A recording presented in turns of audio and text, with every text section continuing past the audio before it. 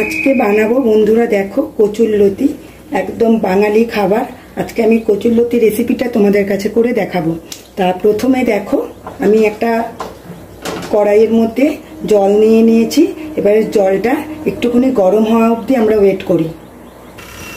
তো দেখো বন্ধুরা, জলটা গরম হয়ে গেছে। এখন আমি কেটে ভালোভাবে ধুয়ে পরিষ্কার করে রাখা লতিটাকে আমি গরম জলের মধ্যে দিয়ে দিলাম।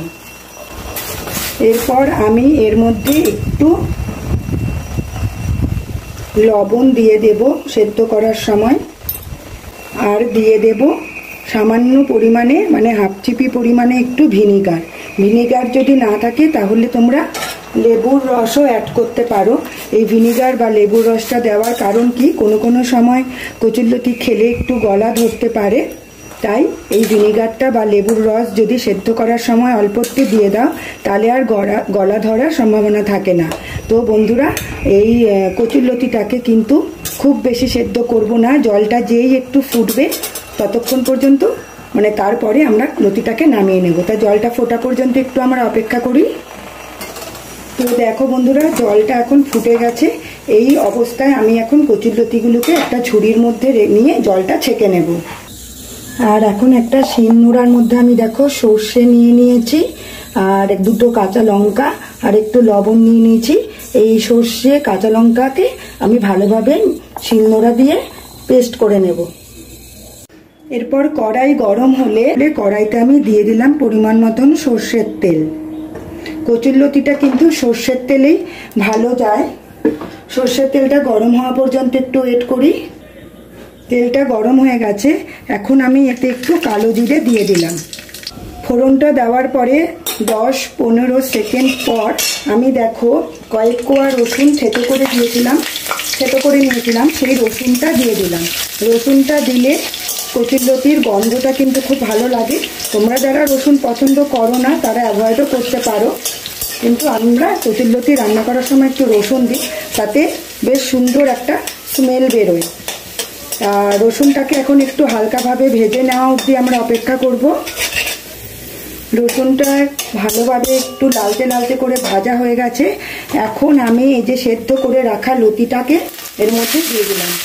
লতিটা থেকে জলটা ঝরিয়ে রেখেছিলাম, লতিটা দিয়ে দিলাম। এরপর আমি এর মধ্যে দিয়ে দেব পরিমাণ মতন একটু লবণ,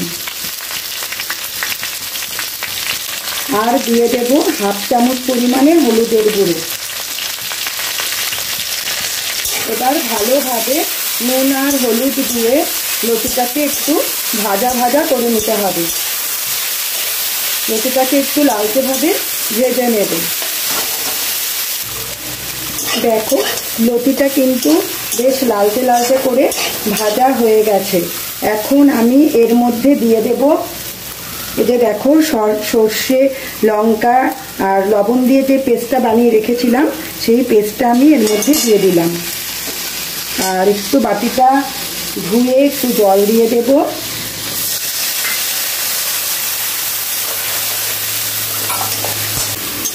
এবার একটু নাড়াচাড়া করে নিই। এরপর আমি এর মধ্যে দিয়ে দেব 1 টেবিল চামচ চিনি। চিনিটা দিয়ে একটু হালকাভাবে নেড়ে চেড়ে আমি ঢাকনা চাপা দিয়ে রেখে দেব 5 মিনিটের জন্য। গ্যাসের আঁচটা একটু কমিয়ে দেবে। 5 মিনিটের জন্য এই লতিটাকে আরেকটু ভালোভাবে সেদ্ধ হতে দেব।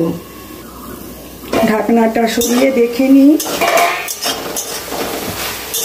একটু এবার ভালোভাবে টানিয়ে নিতে হবে জলটাকে, মানে শুকনো শুকনো করে নেব।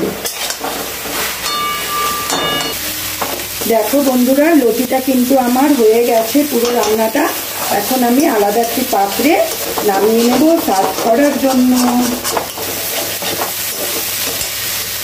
এই যে দেখো বন্ধুরা, আমার কচুরলতি রেসিপিটা পুরো রেডি হয়ে গেছে। গরম গরম ভাতের সাথে কিন্তু এরকম লতি দিয়ে দুর্দান্ত লাগে খেতে। তো বন্ধুরা, রেসিপিটা তোমাদের কিরকম লাগলো তোমরা অবশ্যই জানিও। আর রেসিপিটা যদি তোমাদের ভালো লেগে থাকে তাহলে একটা লাইক করতে ভুলো না, শেয়ার করে দিও। আমার চ্যানেলটাকে সাবস্ক্রাইব করে দিও। আর ভিডিওটাকে অবশ্যই তোমরা শেয়ার করে দিও, আর একটা লাইক করতে কিন্তু ভুলো না। তো বন্ধুরা, এই রেসিপিটা অবশ্যই তোমরা কমেন্ট করে জানাবে যে কিরকম লাগলো। তাহলে বন্ধুরা, আজকের মতন এখানেই এই ভিডিওটা শেষ করছি। আবার দেখা হবে নেক্সট কোনো রেসিপি নিয়ে। টাটা, সবাই ভালো থেকো, সুস্থ থেকো, সাবধানে থেকো।